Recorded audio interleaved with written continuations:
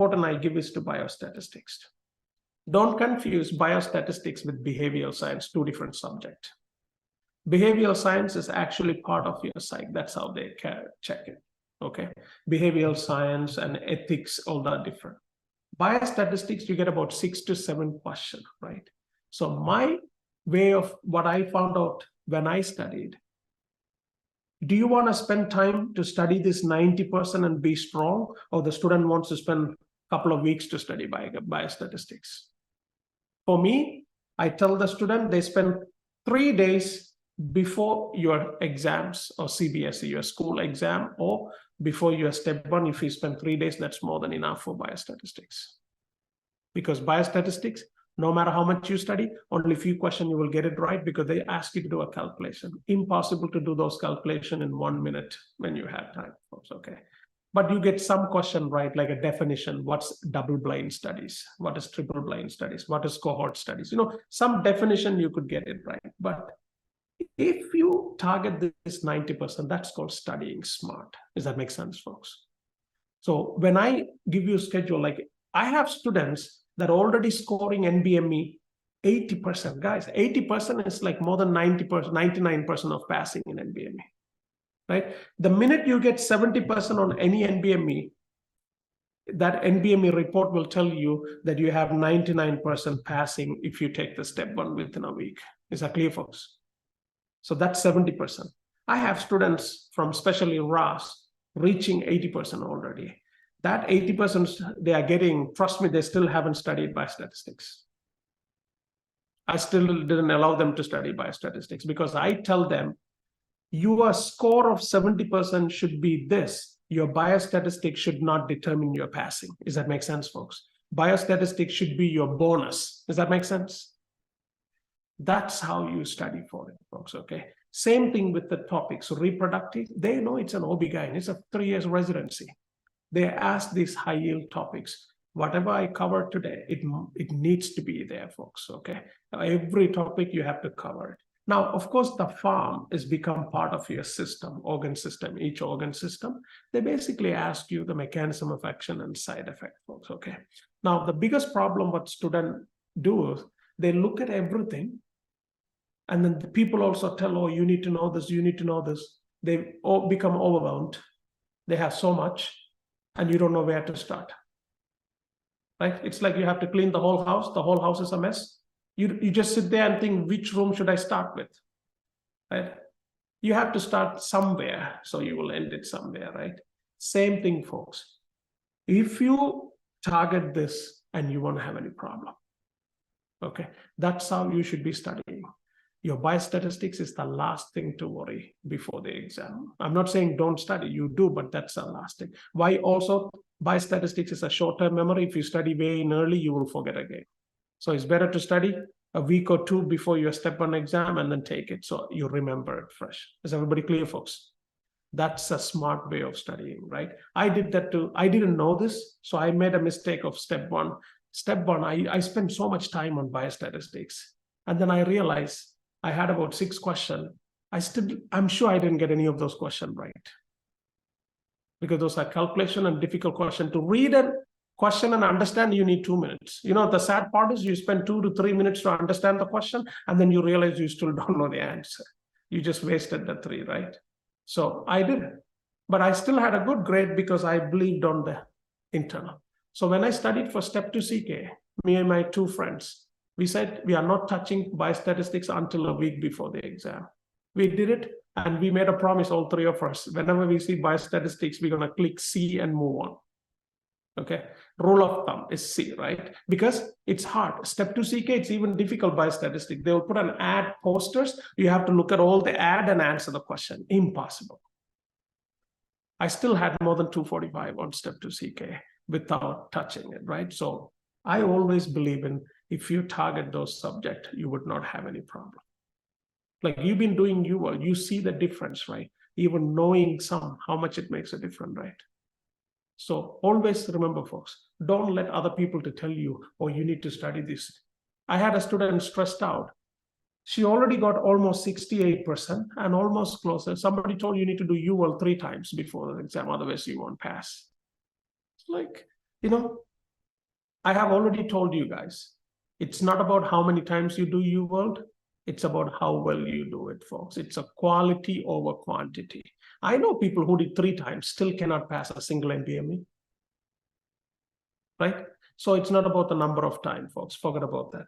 Even if you do once, did you do it properly, right? You see a good example. Earlier, we did a question about a fibroid versus rectocele, right? Let's say if you didn't understand the concept to differentiate rectocele from the fibroids, no matter how many questions you're going to do, you're going to make a mistake on that. Is that clear, folks? But if you read and understand one question, you will get all the question right? Like another good example, cystic fibrosis. Cystic fibrosis is one of the high yield in genetics. Some students told me they even had 3 to 4 questions in cystic fibrosis. UWorld has about 8 or 9 questions in cystic fibrosis. If you do 1 or 2 cystic fibrosis and you read each of the explanation, you shouldn't miss any of the cystic fibrosis. But I have students getting 2 right, all 4 wrong. How is that possible? That means they never read it properly, all the explanation. Is that clear, folks? Right? So that's why when you study, you want to keep that in mind and don't let anybody to distract you, folks. Okay.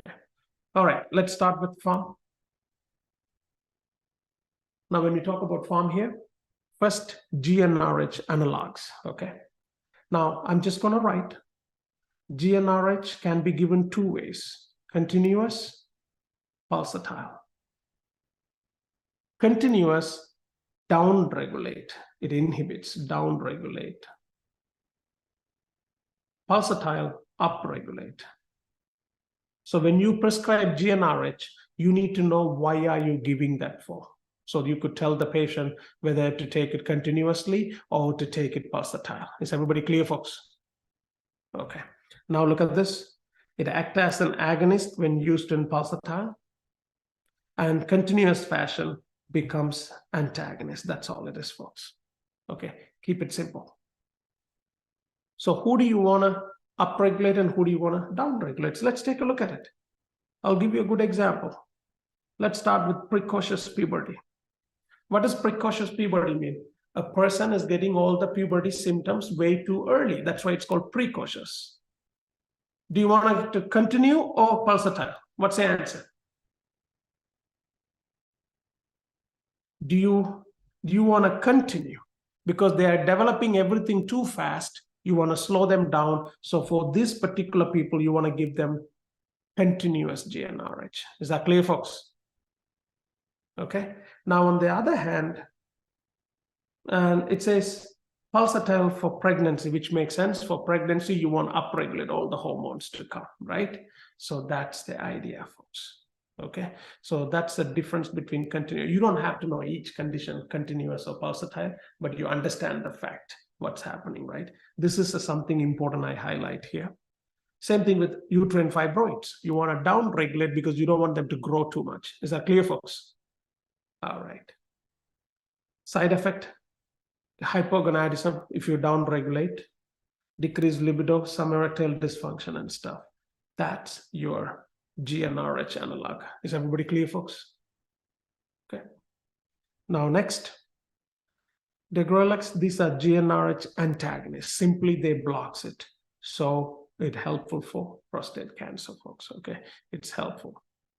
Hot flashes and liver toxicity, possibly. Okay. Next, estrogens. Estrogens bind to estrogen receptors. Okay. Now we have different type of that. Ethinyl estradiol, DES, and all of them are estrogen, folks. When do you use it? Hypogonadism or ovarian failure? Because if you have ovarian failure, they don't produce estrogen. So you have to give artificial estrogen from outside. Menstrual abnormalities, folks, okay? People with menstrual abnormalities, you learn this in step 2 CK. There's a lot about this. Replacement for hormone replacement, right? So that's also possible. But look at that side effect, how big it is. Because it's estrogen, I don't have to explain this. Increased risk of endometrial cancer. The only way you can prevent if you give with progesterone so they could balance. If you don't give progesterone, it becomes unopposed estrogen. Is everybody clear, folks? All right. bleeding in postmenopausal patients, clear cell adenocarcinoma of the vagina in female exposed to DEs in utero. That's that. Increased risk of thrombus clotting. You better memorize contraindications. People with any of those, estrogen receptor positive breast cancer, history of DVT, tobacco use, all these people cannot get estrogen medication, folks. So whenever you ask estrogen, they give you a questionnaire to fill. Okay, so that's important for this, folks. So that's estrogen. Next, selective estrogen receptor modulators, right? Clomiphene, we talked about this today. Let's understand a little bit. It is antagonist at estrogen receptor in hypothalamus. If you don't understand this, people make a mistake on that. It prevents normal feedback inhibition and increased release of that, right? So let's talk about this. So let's say this is pituitary. Pituitary releases what? They release LH and FSH, and that goes to ovary. And then ovary has their own stuff. Is that clear, folks? They release the estrogen, inhibin B, and all these things. Does that make sense, folks? Now, once their product come out, what's happening? Watch this. This product will go back and also to hypothalamus, of course, and inhibits that so you don't produce any more LH and FSH. Is that clear, folks? What clomiphene is doing, they are blocking this. That means your hypothalamus is not getting any feedback, so they keep stimulating LH and FSH. Is everybody clear, folks? So giving clomiphene increases LH and FSH continuously, which can make it ovulation. Is that clear, folks? That's the idea, okay? So now look at this, increased release of LH and FSH from pituitary, which stimulate ovulation. Does everybody understand this? Because sometimes students say, oh, it's difficult. No, it's not. You see, when you know the physiology, it makes it easier. Used to treat infertility due to anovulation. We just talked about it. Now these two medications, tamoxifen and relaxafen. This one is important. It's antagonist at breast. Both of them are antagonist at breast, which means they are good for breast cancer. Is that clear, folks? They are good for breast cancer, but I want you to pay attention here. Tamoxifen is agonist at uterus. If they're agonist, that means they're going to stimulate estrogen. So what will happen? Endometrial hyperplasia. Is that clear, folks? So tamoxifen can cause endometrial hyperplasia. What about this one, folks? Uterus actually antagonist. When you give relaxafen, it does not do anything in uterus. So which one is more safer to give it to patient? Relaxafen, right? How I remember, relaxafen relaxes the endometrium. Okay? Relaxafen relaxes the endometrium. So it's much safer to give relaxafen to somebody than giving tamoxifen. Is everybody clear, folks? That's the key.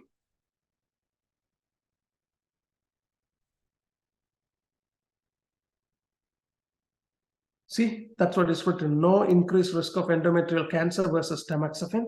So you can relax. Okay, there you go. That's the idea, folks. Okay. So always remember, relaxafen is much better than tamoxifen. They're not going to ask you what to give. They will ask you why. So you should be able to explain that. Okay. So that's that.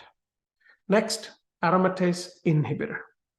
These are anastrozole, all this medicine, inhibit peripheral conversion of androgen to estrogen. So that's exactly what it does. We use it for estrogen receptor cancer. So you produce decreased estrogen. What's the end effect of this? Decreased estrogen. That's the whole idea of giving this.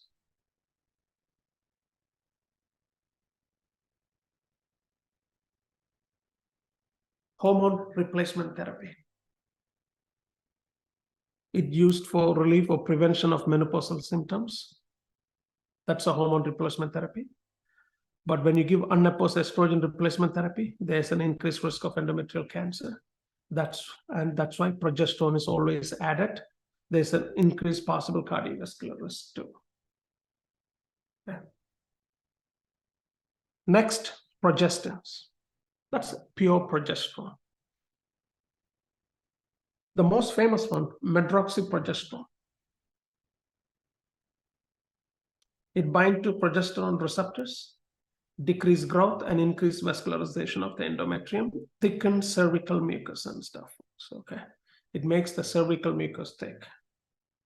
Clinical use, contraception. Its forms include pill, device, and any of those things, right? It's contraception. How it's contraception? Once cervical mucus become thick, sperm cannot enter. Is that clear, folks? That's the idea. But then they could give abnormal uterine bleeding. We use something called prostate challenge, folks. Okay, so what happened is, I'm not going to go more into detail, but I'm going to tell a little bit. Okay, when somebody says they had menstrual cycle and all of a sudden it stopped, it's been 6 months, I didn't have a menstruation, so it's a secondary amenorrhea. Is everybody clear, folks? When somebody has a secondary amenorrhea, 3 causes. Something to do with estrogen, or something to do with progesterone. Some defect happened that causes like a scar tissue or something. Is everybody clear, folk? Something. So how do I rule out? We're going to have to give each of them one by one to the patient and see which one is correcting the problem. Is that clear, folks? If I give estrogen, and then after a while everything is coming back, then we know all this time they had estrogen problem. Similar to that, I'm making it easy, but there's a different way of steps to do that. We don't need to know, but that's what it says. Progestin challenge test. What does that mean? After I give progesterone, and because remember, progesterone is the last part of menstrual cycle, isn't it, folks? If I give progesterone for a few days and I stop, presence of bleeding upon withdrawal of progestin, exclude anatomical defect. So that tells you all this time progesterone was the problem. Is that clear, folks? So you just basically, it's like a Schilling test. You are giving it and you are seeing it and see if that reacts or not. Okay. So that's progestin, folks. Progesterone, a contraceptive, if its decline is what gives you ovulation? Not ovulation. A decline of progesterone gives you the first day of bleeding, menses. Right, but if you're prolonging that phase, wouldn't it mean that it... Yeah, but we don't prolong the phase. We are only giving for limited number of days. You cannot prolong that. So whenever you give progesterone, you can't just prescribe for so long. There's a different things to give it. If I am checking for menstrual cycle, there's a 6 days, there's a certain days. I cannot give for a month. The only time we give it for a month, if the person is pregnant, she has low progesterone. You see, there's a lot of different indication for prescription of progesterone. So we need to know what we are trying to do. That's the idea, okay? You will learn all these things in step 2 CK. See, in step 2 CK, OB-GYN is 30%. Just OB-GYN is 30%. So you will learn a lot when you go there. So you will see exactly how to do and stuff. Anti-progestin. These are mifepristone, ulipristal, comparative inhibitors of progestin at progesterone receptors. Okay, so termination of pregnancy. Why? If you inhibit progesterone, uterus will start contracting. That will dislodge the placenta and then basically abortion, folks. Okay, that's the idea. And also emergency contraception. What does emergency contraception mean? It's too late. Okay, sperm is already inside. Now what can you do to prevent that? You're just going to inhibit the progesterone so the uterus contracts, so no fertilization can happen. Is everybody clear, folks? That's the idea. Okay, now there's a combined contraceptions, progestin and ethinyl estradiol. So they both, estrogen and progesterone inhibits LH and FSH and thus prevent the estrogen surge. When you give contraception, folks, how do you think it works? It stops the surge. Without surge, no ovulation. Is everybody clear, folks? Without ovulation, nobody can become pregnant. Okay. Next, progestin can thicken the cervical mucus, thereby limiting the access of sperm to uterus. That's one of them. Progestin also inhibits endometrial proliferation, so it's less suitable for implantations. You could use that. But look at the adverse effect. Again, breakthrough menstrual cycle. And you should know, we just talked about it. These are all contraindication for those folks. Okay, the same contraindication for estrogen as this one. And just to keep an idea, people cannot get combined contraception if they have migraine. Okay, so they cannot also get that, also increases that. All right. Now, always remember, there's a big controversial talk goes, which one is better to take? Oral contraceptive pills or IUD device? Okay. Now, actually, the most successful these days is IUD, not contraceptive pills. Pills are making a lot of people mood disorder, mood instability. Okay. A lot of people who takes it, they're having a problem that they feel irritated, the mood is changing and all these things, folks. Okay. And then we put them on IUD, that prevents the problem. Okay. That prevents the problem. Now, what is IUD? These are copper. Basically, what it does is it produces local inflammatory reaction, which is toxic to sperm. So it cannot survive that inflammation. That's the idea, folks. Okay. Long-acting reversible contraception. That's the most effective emergency contraception too, folks. Okay. IUD. The only side effect. Now remember, side effect is theory. Not everybody get everything. So clear, folks. But heavier and longer menses, some people get painful, and insertion contraindicated an active PID, which makes sense. When a patient has infection, you're not going to put a device there. So how do we do? Before you do IUD placement, we do swab and we do a culture. As long as no infection, then only we insert the IUD. Is everybody clear, folks? That's the time we do that. Okay. So that's copper intrauterine devices. Dr. Roy, a question about the combined contraception. So it says no estrogen surge, therefore no LH surge, and then no ovulation.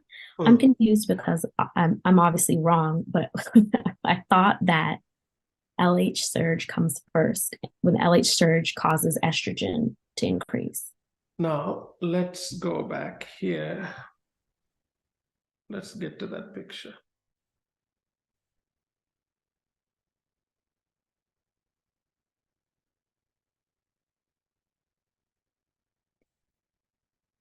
Now, if you see here, LH, as the LH is producing, your estrogen is also increasing at the same time. Okay, so the egg to be or follicle to be released, you actually need both of them at the same time. Okay, you need both of them at the same time, and then only this can happen. So technically, if you see the graph, estrogen become a little higher, a little earlier than the LH, a little earlier. It's about how much quantity it comes from, right? So that's what. So technically speaking, you need both in order to do ovulation. So even if one is missing, the other one cannot happen. Okay, clear? Yes. Thank you. That's the idea.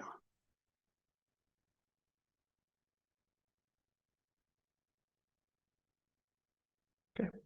Next one, tocolytics. Tocolytics mean it prevents uterine contraction, prevent uterine contraction. Tocolysis. Before you even read, who do you want to prevent the uterine contraction? Who has premature contraction? Is that clear, folks? If they are not at 40 weeks of gestation, and let's say a pregnant lady comes at 30 weeks, lungs is not matured, you cannot continue contraction because contraction is what pushed the baby out. Is that very, very clear, folks? So when we say somebody's in labor, what does that mean? Labor means their contraction is already started. Is everybody clear, folks? The contraction is already started. When do we tell the moms to push? When the cervix is dilated to 10 centimeter. Okay, the contraction starts slowly. And then you heard another terminology. If they don't start contraction, we're going to induce in the clinic. Have you heard that word? What does inducing mean? We are going to start the contraction. How do you do that? There are two ways to do. One is physical. They go in the cervix, they kind of stroke the amniotic sac. Sometimes that can. If not, what? You just give Pitocin, your oxytocin. It will start the contraction and rupture. Okay. If you do that, that can happen. What else can it increase the contraction of the uterus? What if you don't want to go to hospital and you want to start the contraction at home and then you want to go to the hospital? What should you tell the pregnant person to eat? The middle stem of the pineapple. Okay, so you see when you cut the pineapple, there's a middle stem, right?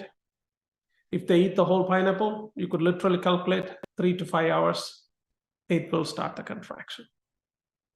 Okay, very strong.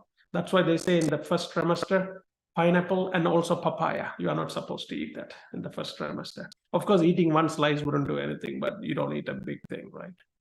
If you do, that causes abortion sometime. But for third trimester, that's a good thing, right? So that increases it and break it. You see, in United States, they say insurance, they have their rules. They will not induce unless they're at 40th weeks. That's how it is.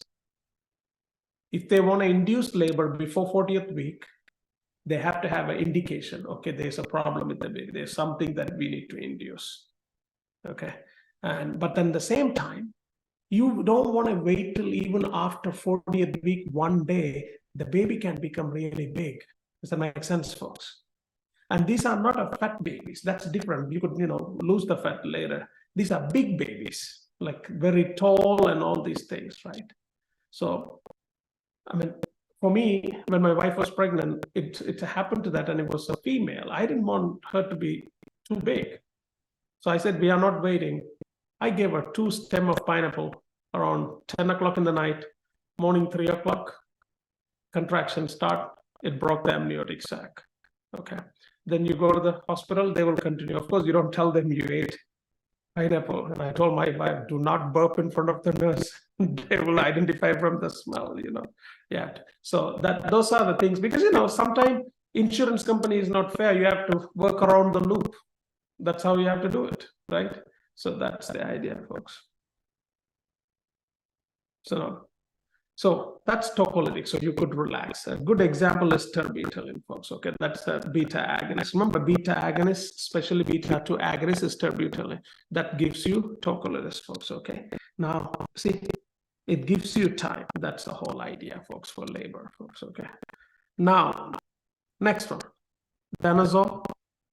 It's a synthetic androgen that acts as a partial agonist at androgen receptor. We use it for endometriosis and some hereditary angioedema. Side effect is weight gain, but I want you to remember only this. It's actually important. We will study in neurology, there's something called idiopathic intracranial hypertension, also known as pseudotumor cerebri. The pressure is so high inside. This is one of the medication that can cause that, danazol, folks, okay? So that medication can cause. Next, testosterone and methyl testosterone, folks. It acts at the androgen receptor. Now, let me ask you this. What's the function of testosterone other than sexual related here, like anything other than reproductive? Did you guys know testosterone is so important for concentration and muscle development? Right? Testosterone is so important. If you go to a good doctor and a male or tells that I'm fatigued throughout the day, no energy, a good doctor will order 2 tests. One is the testosterone level, the other one is the iron level, and of course, thyroid 3 test. Right? People with low testosterone, they are tired and fatigued and all these things. It's important for concentration too, folks. Okay. So, of course, here you're going to treat for hypogonadism and developments and all these things. Okay. Now, when you prescribe testosterone, one of the most common complications, right? Testicular atrophy in males. Because why? If you give testosterone, who produces testosterone in the human body? Which cell in the testes? Leydig cells, right? If you give testosterone from outside, that goes and inhibits the negative feedback, so the Leydig cells don't have to produce. Is everybody clear? Now the Leydig cell is going on atrophy. The whole testis is going on atrophy. Okay, that's important. So exam asks, if somebody wants to take testosterone, they don't also want to get the atrophy of the testicle because they are planning to have kids. What is the best thing to do? You have to prescribe LH and testosterone together. Because prescribing LH will keep also stimulating the testicle, so it will never go into atrophy. Does that make sense, folks? Is everybody clear here, folks? So when people take testosterone, they better take LH at a young age. That's if they're not interested in having babies, then they don't need to worry. But that's important here, folks. Okay. Number two, increase LDL and decrease HDL. You see, anybody for bodybuilding muscles, if you see all these big bulk muscle guys, they disappear at one time in life. They all, we talked about this. What happened when you take too much of testosterone? People who take testosterone, they become addicted to it. Okay, they take it for a long time. Increase LDL increases atherosclerosis. They always have bypass surgery if you see them, or heart attack. That's how they die. You could Google it, all the people who's the world famous bodybuilders. Either they died of a heart attack or they all had bypass surgery. Does that make sense? That's that. Okay, so careful. Now, anti-androgen. Okay. So there's some medication. Those are the lowest you possibly. We use these things for prostate cancer, BPH, male pattern baldness, prostate cancer, and all these medication folks. Okay, ketoconazole. I would remember these two than anything else. And of course, finasteride is there. Finasteride is alpha-adaptase inhibitors and stuff. Okay. I'm going to talk about male pattern baldness in a moment. Then we have tamsulosin, which is an alpha antagonist. We give for BPH we talked about. Okay. So that's that. The last one, minasertib. But before we do that, let's teach you some interesting facts about male pattern baldness. Let's say this is someone's head. Okay. If this is somebody's head, this is the lateral. Okay. This is the lateral rod. And this is the vertex, what we call in the back. Okay. Now, male pattern baldness is basically they started losing hair in this area. Okay. Is everybody clear here? They lose the hair there and sometime here. In other words, they would always have hair on the side and they would always have hair back. So only this area, they lose the hair. Okay, that's called male pattern baldness. Okay. What's the mechanism behind male pattern baldness? DHT, dihydrotestosterone, comes and attack all the hair in this area. All the hair in this area. And this area, but nothing on the side. If you notice, why they don't attack the hair on the side of the back? Because the hair on the side of the back do not have receptor for DHT. Only the front and back has receptor. So that means the DHT can only bind by the hair here at the back, not on the side. Is everybody clear, folks? Right? That's the mechanism of normal. You could say 200% they will never lose hair on the side and the back. It's a genetic male pattern baldness. Okay. So that's part of DHT. Okay. Now, if you see here, now if I do section, let's say. This is the scalp. This is the hair follicles. From there, the hair comes outside. So I'm showing you hair here. For a healthy hair, you need things. Good oxygen. That's a good blood flow. And then also you need a good amount of nutrients. That's normal. Then the hair will. Now always remember, the minute this hair growth comes outside, the hair we have outside always have. That's dead hair. It has no use. Okay. It's the dead hair, basically. The most important healthiest part is this the hair follicle. We call the valve of the hair follicle. Everybody be careful. Now this is the one. DHT comes and attack. One DHT attacks, and then you lose them permanently. Okay. You lose them permanently. So once the hair is lost permanently, let's say. We lost. No matter what you do, you cannot get it back because it's not permanent loss. Everybody folks. That's male-pattern baldness. So they lose here, but not from the side back. So what we do in hair transplant surgery. So what do we do in hair transplants for these people? We take hair from the side and we plant it in the front.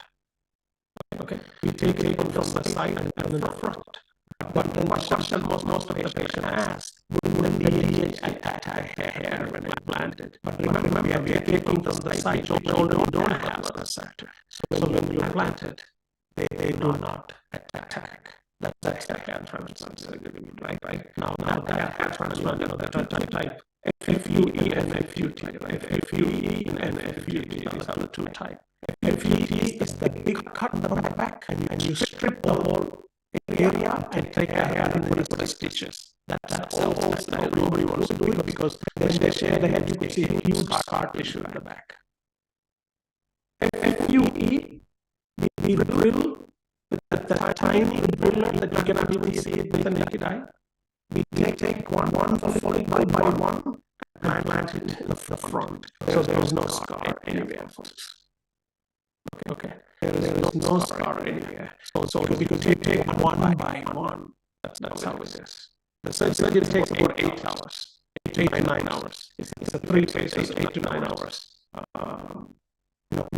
That's the whole world. It's expensive, but that's what the FUE is. But what you want to learn when you take from the site and put it, that you never get attacked. Exactly, folks. So what about people taking finasteride?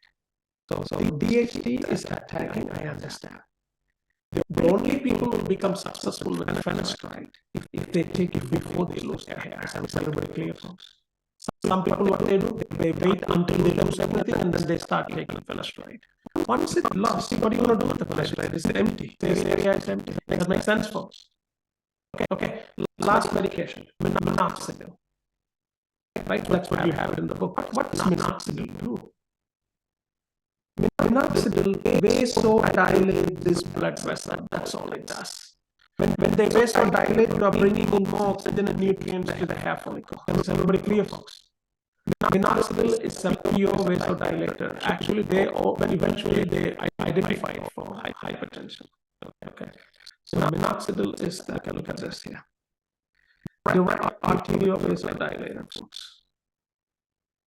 We give it to severe refractory. That's why minoxidil is a spray. We put it on the scalp. You don't take a pill because if you take a pill, you will drop the blood pressure very badly. People will faint. So is everybody clear, folks?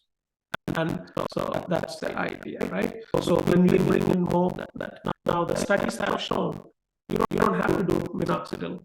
Even a massage, they say 5 to 10 minutes massage. What does massage do?